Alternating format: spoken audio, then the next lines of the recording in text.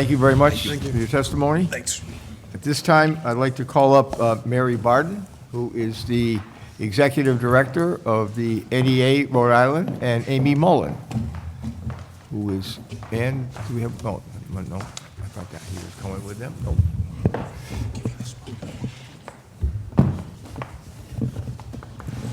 Good. Yep. Good afternoon. Thank you to the members of the commission for hearing my testimony and Ms. Mullen's testimony today. My name is Mary Barden, and I'm the Executive Director of the National Education Association Rhode Island. NEA Rhode Island represents members in multiple categories of workers impacted by the Rhode Island Retirement Security Act of 2011. We represent public school teachers, state of Rhode Island workers, Rhode Island public higher education workers, education support professionals in the K-12 public schools, and municipal workers. And any improvements to the pension system should address members in all categories, including retirees. Because MERS members work for multiple employers with varying degrees of funding and contributions, my comments today are going to be focused on state workers and teachers. We acknowledge and understand retirees have been drastically impacted and need relief. We're supportive of improvements for retiree benefits, and we know that in your next session you will hear from retirees, and you will hear from retirees from our organization as well as to their suggestions for improvement. We also want to recognize and acknowledge, and I think you've heard from my colleagues before, the anger and the resentment across all categories of members, and we just ask you to recognize that as well. I'm sure you've heard it today. I'll also be saying some of the same things and concurring with my brothers and sisters in the other unions. Clearly, some pension reform was necessary to ensure the pension system was sustainable for both retirees and active members. However, these reforms went too far and had unintended consequences, which is your charge to look at. The impact of the pension changes are complicated, and some of the consequences we see now were intended, while others were not. Some also may have been intended, but not to the extent that we see them playing out now. Some consequences and their solutions impact a broad swath of our members, while others are specific to their years and age of service. Prior to the reform, every worker made the same contributions. Post-reform, that is not the case. The impact is different for members across the spectrum of age and years of service. Ultimately, active members are required to work longer for a much reduced benefit in comparison with those who retired before them. In addition, since the pension changes, teachers specifically have earned salaries that have not kept pace with other categories, and this is coupled with the pay penalty they face to other similarly educated professionals.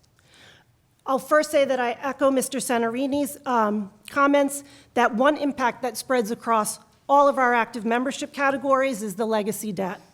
And he clearly outlined what came out of the Legacy Pension Debt Report on ESRI by the Center for Retirement Research at Boston College about the $2 billion, or 38% of RSRI's total unfunded liability is due to legacy debt.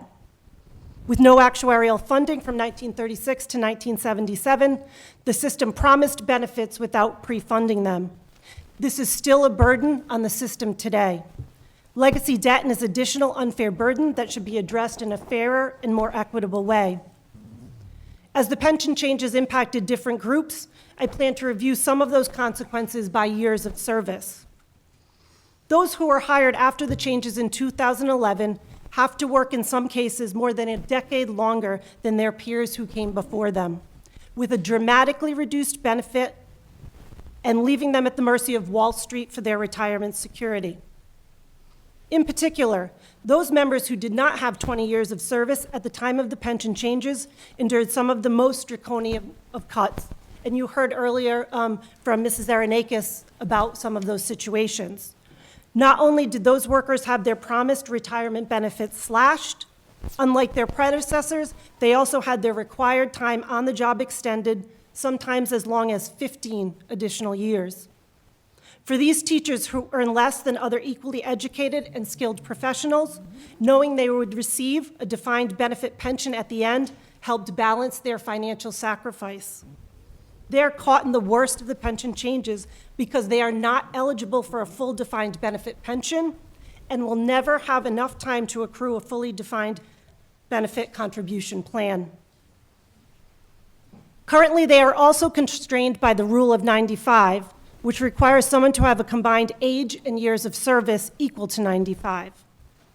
This rule also mandates a minimum retirement age of 62 in order to earn an unreduced pension. So, for example, a member who wanted to retire at age 62 would need to have 33 years of service. However, many teachers enter the profession just after college. One of the unintended consequences of combining the Rule of 95 with a minimum age of 62 is that the Rule of 95 may in reality be a rule of 100, 101, or 102. For example, a 22-year-old teacher would need to work 40 years before she reached the minimum retirement age of 62. 40 years of service plus age 62 for that member equals a rule of 102, and it goes on from there. This, I believe, is an unintended consequence of the pension reform of 2011. I also concur with the earlier comments regarding the draconian penalty for leaving the pension system early. With 5 years of service, if you left early, that would be a 38% reduction. This penalty is severe given the already significantly reduced benefit, and there are times for a variety of reasons members might need to retire early, but they should be allowed to do so with some practical benefit.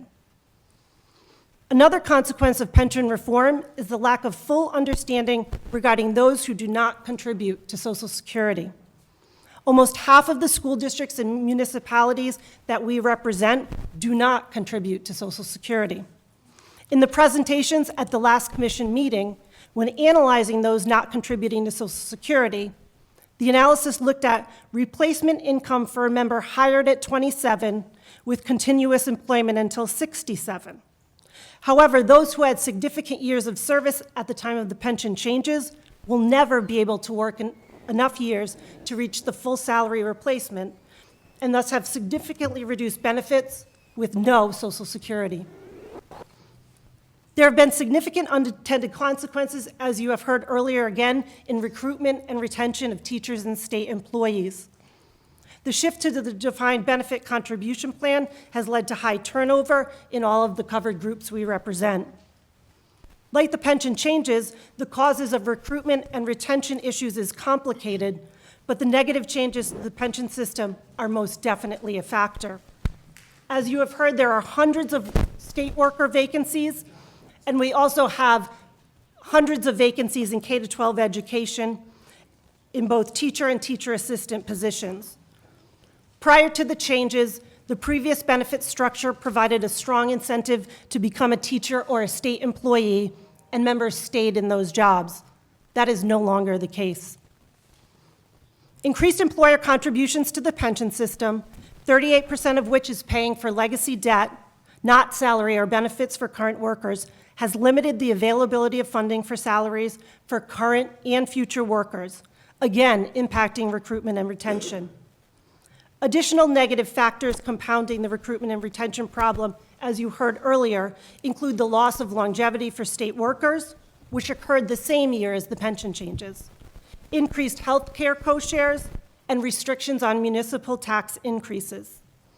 RERISA has compounded the negative effects of prior policy decisions regarding the compensation for public service workers and has made it more difficult for state, municipality, and school departments to attract and retain workers. Since the changes in their intended and unintended consequences have impacted different groups of employees differently, you have heard suggestions and recommendations regarding the improvement, and we're going to echo some of those same recommendations. Based on these consequences, we would advocate separating the legacy debt and the legacy unfunded liability. We would recommend reducing the early retirement penalty. And I would also add that we would ask that there be actuarial studies for these recommendations.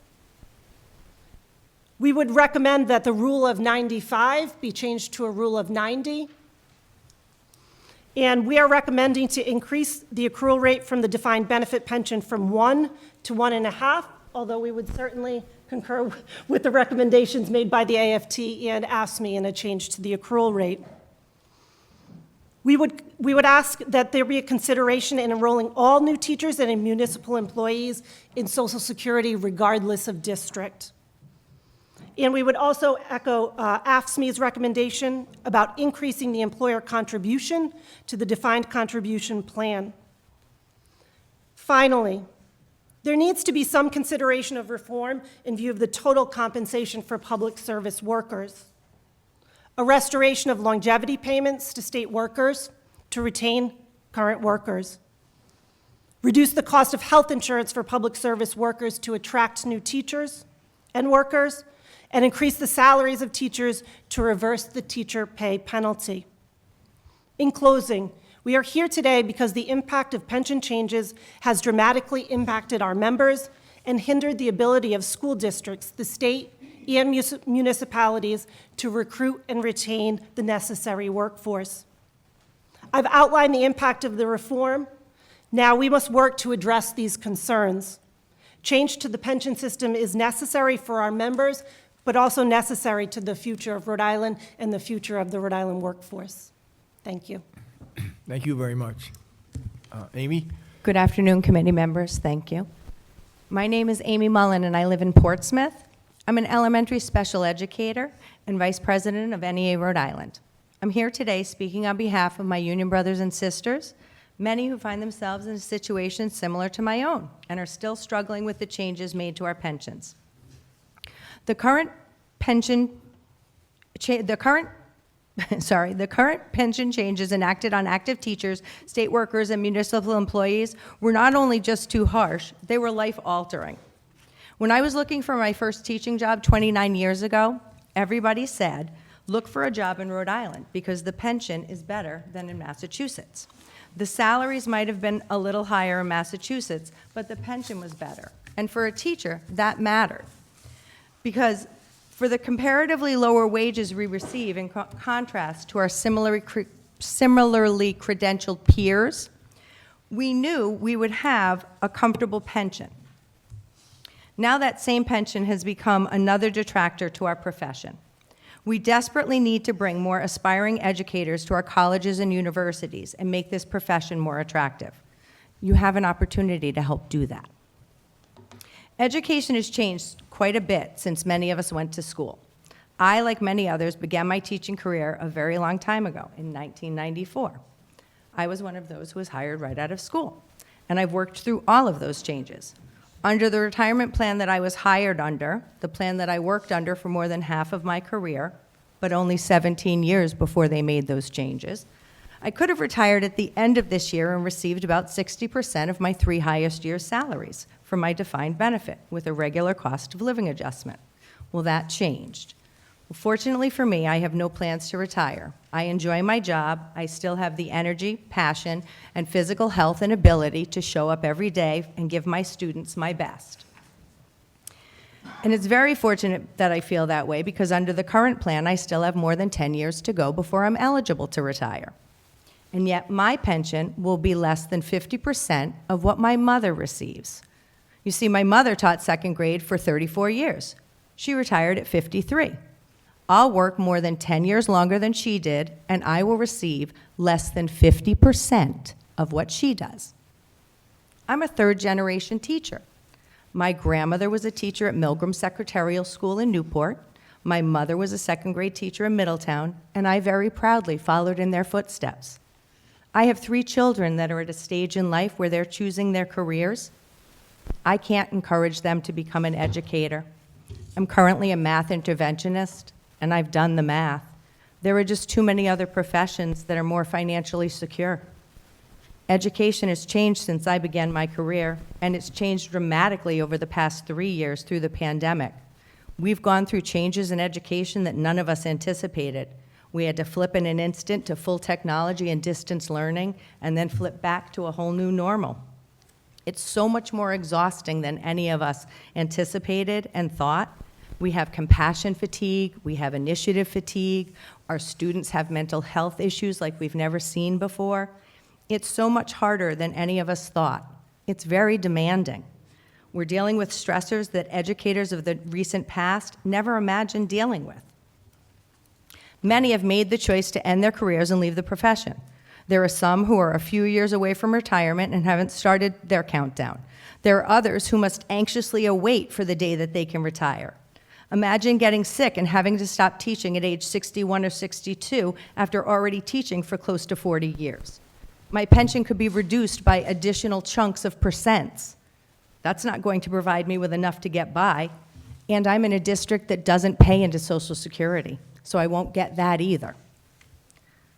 Options to consider that compound would be substantial for those at the end of their careers, those who may be ready to retire but unable to afford the substantial penalty an early retirement would cause, those who may no longer have everything necessary daily to give all that's needed to be an educator today. It's a challenging and demanding job. Expecting that it will be sustainable for everyone for 30 years or more is not only unrealistic, it's yet another detractor to our profession and another detractor from our state. Because when the few teachers that we have graduating from college, what they're told now is, apply in Massachusetts. The pension there is so much better. So rather than deciding to become a teacher in Rhode Island, they go to Massachusetts. Or, like many, decide not to become a teacher at all.